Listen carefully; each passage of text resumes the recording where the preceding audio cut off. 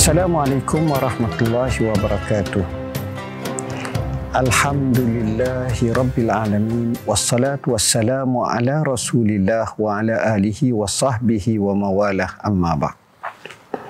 Sidang penonton yang dirahmati Allah, pada edisi lalu kita telah bincangkan berkenaan dengan maksud demi masa, wal asr. Pada kali ini kita sambung lagi firman Allah Ta'ala.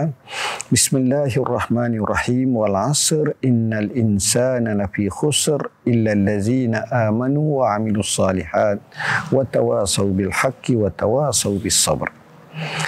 Ayat yang kedua Allah menyebut innal insana lafi khusr. Sesungguhnya manusia semuanya dalam kerugian.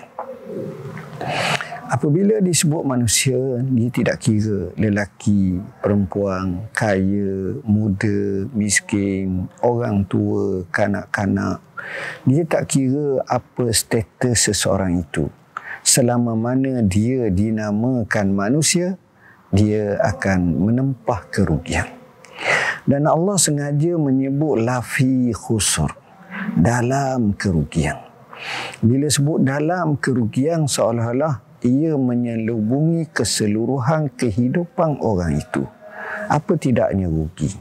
Tuan-tuan bayangkan, dalam sebuah kehidupan kita ini, kadang-kadang kita tengok satu waktu yang kita punya, apa keberhasilan kita. Saya ambil contoh paling mudah. Kita ambil contoh umpamanya kita diberikan 1 jam. 1 jam tu apa yang kita dapat manfaatkan? Ada orang tu duduk kedai kopi. Ada orang tu sembang. Ada orang tu termenung. Ada orang tu melihat filem. Ada orang tu melihat drama. Tapi kita nak bincang bila sebut kerugian.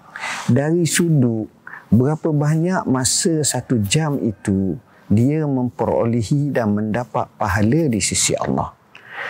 Dan juga kita kena faham, 1 jam itu berapa banyak dosa yang telah dicetak dan dilakukan sama ada secara sedar atau tidak.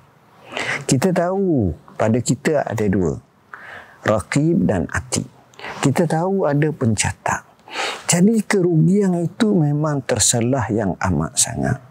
Sebab itu mereka yang buat yang baik pun kadang-kadang masih lagi merasa rugi. Kenapa?